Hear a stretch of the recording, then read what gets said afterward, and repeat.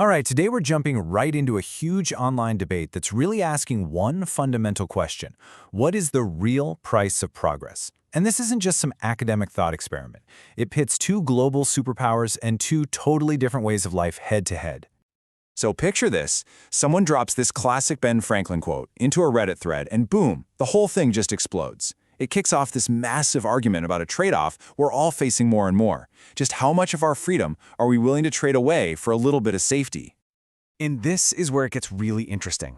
This is the question at the heart of our whole explainer today. What if the deal on the table isn't for a little safety, but for a whole lot of it? And what if the liberty you're giving up isn't as essential as you think? That's the real question, isn't it? What's the price, and is it worth paying?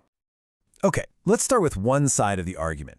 It begins with a pretty bold, pretty provocative premise that the constant surveillance in a place like China creates a society that isn't just different, but is fundamentally safer than what we have in the West.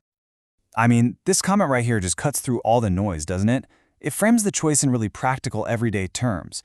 We're not talking about high-minded philosophy. We're talking about being able to afford rent and walk home at night without looking over your shoulder. Is that more valuable than being able to complain about politicians online? For a lot of people, the answer is a hard yes. You see, the argument goes way beyond just, low crime rates. It's a promise of a complete package deal, a broad social stability that covers everything from your apartment to the food on your table. It touches every single part of your daily life. But a promise like that has a cost. You don't just magically get that kind of stability. To really understand the price tag, you have to look at the massive, far-reaching system of control that's needed to hold it all together. Reports from groups like Freedom House show exactly how this control works in practice.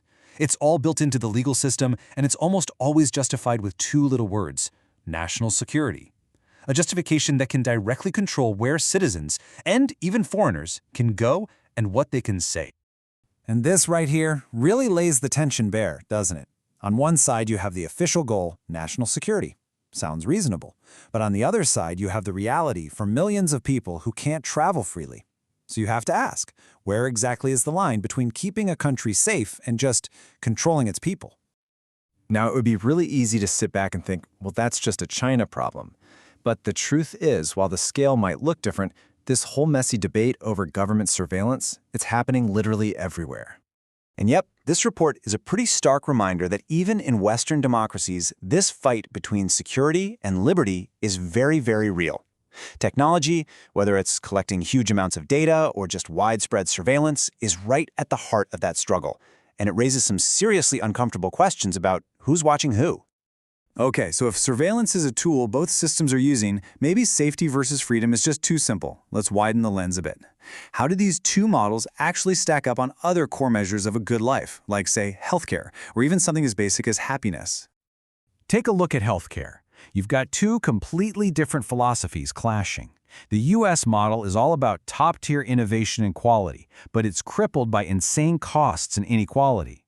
Meanwhile, China is laser-focused on making sure more people have access, but they're still battling with issues of quality. It's a perfect snapshot.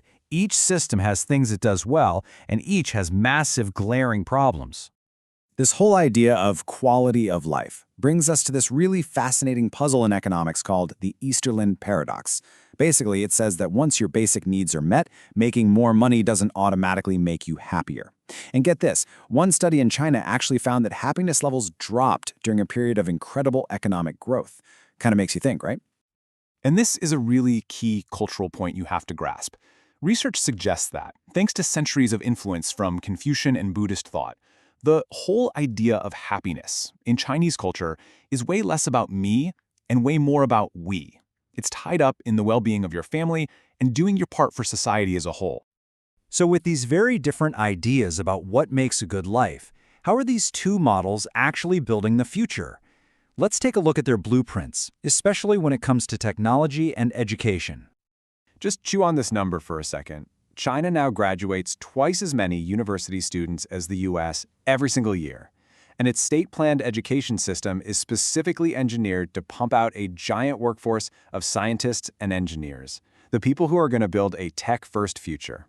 Elon Musk called WeChat the everything app, and he's not wrong.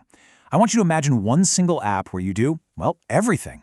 You talk to your friends, you pay your rent, you hail a cab, you access government services. That's not a fantasy, that's the reality of these apps.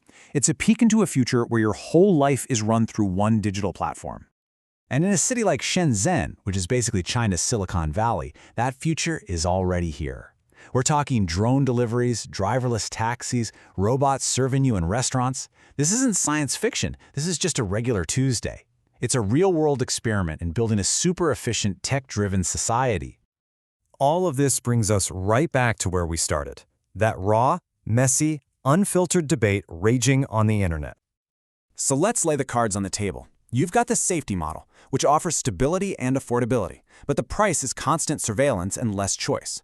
Then you have the freedom model, which celebrates individual liberty, but it struggles with deep inequality and social division. It's pretty clear neither system is perfect. Both paths have some incredible benefits, and both come with some really profound costs. So, at the end of the day, there are no easy answers here. The question isn't just for countries, it's for every single one of us. What do you value more, freedom or stability? What are you willing to give up to get the future you want? Let us know what you think down in the comments. This should be a good one.